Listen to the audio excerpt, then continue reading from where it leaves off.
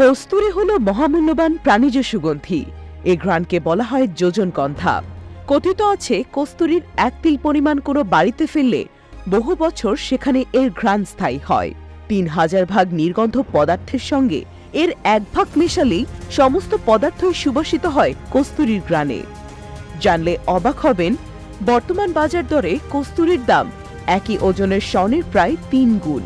তবে এই কস্তুরী কোথায় পাওয়া যায় এই সম্পর্কে জ্ঞান খুব কম মানুষেরই আছে।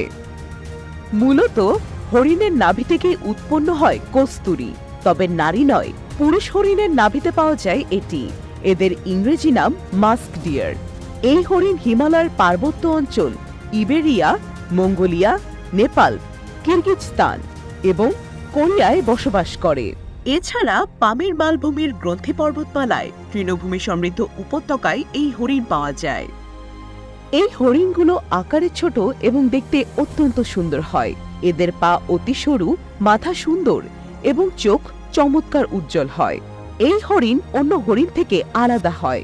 অত্যন্ত শীতল পার্বত্য পরিবেশে বসবাস করায় এদের লোম সরু না হয়ে অত্যন্ত মোটা ও পালকের মতো হয়। কস্তুরী হরিণের ওপরের মাড়ি থেকে গজদন্তের মতো দুটি ছোট আকারের দাঁত বের হয়। এ ধরনের দাঁত সব প্রজাতির হরিণের ক্ষেত্রে দেখা যায় না। এই দাঁত দুটি দেখেই প্রধানত কস্তুরী মৃগ বা হরিণ শনাক্ত করা হয়। কস্তুরী সংগ্রহ ও এর ঘ্রাণের পেছনে লুকিয়ে আছে এক মর্মান্তিক সত্য। কস্তুরী হরিণের ১০ বছর বয়সে নাভির গ্রন্থি পরিপক্ক হয়। এ সময় হরিণটিকে হত্যা করে নাভি থেকে তুলে নেওয়া হয় পুরো গ্রন্থিটি। তারপর রোদে শুকানো হয়। একটি পূর্ণাঙ্গ কস্তুরী গ্রন্থির ওজন প্রায় ৬০ থেকে ৬৫ গ্রাম। তবে মজার ব্যাপার হলো, যে কস্তুরী হরিণের নাভিতে এই কোষের জন্ম, সে নিজেই তা উপলব্ধি করতে পারে না। তার নাকে যখন এই সুগন্ধ এসে লাগে, তখন সে পাগলের মতো ছুটতে থাকে এই সুঘ্রাণের উৎসের সন্ধানে। অথচ সে বুঝতে পারে না যে সুঘ্রাণ আসছে নিজের দেহ থেকেই। এ প্রজাতির হরিণ আত্মরক্ষায় পটু, কিন্তু তারা নিজেদের লুকিয়ে রাখতে পারে না, কারণ এদের দেহে থাকা ওই গ্রন্থির তীব্র ঘ্রাণ। এই ঘ্রাণ অনুসরণ করেই কস্তুরী সন্ধানী শিকারীরা ঠিকই এদের সন্ধান পেয়ে যায়। সংগৃহীত কস্তুরী কোষের বাইরের দিকটায় থাকে এলোমেলো কিছু লোম।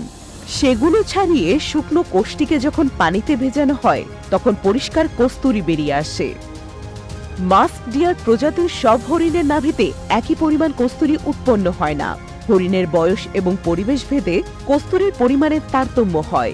দেখা যায় ১ কিলোগ্রাম কস্তুরী পাওয়ার জন্য প্রায় ২,০০০ হরিণ শিকার করতে হয়। কস্তুরী যখন সংগ্রহ করা হয়, তখন এর গন্ধ এত উগ্র থাকে যে হরিণের নাভিকোষ কেটে নেওয়ার সময় শিকারীরা মোটা কাপড় দিয়ে নিজেদের নাক বেঁধে নেয়। অনেক সময় এই গন্ধ সহ্য করা কঠিন হয়ে দাঁড়ায়।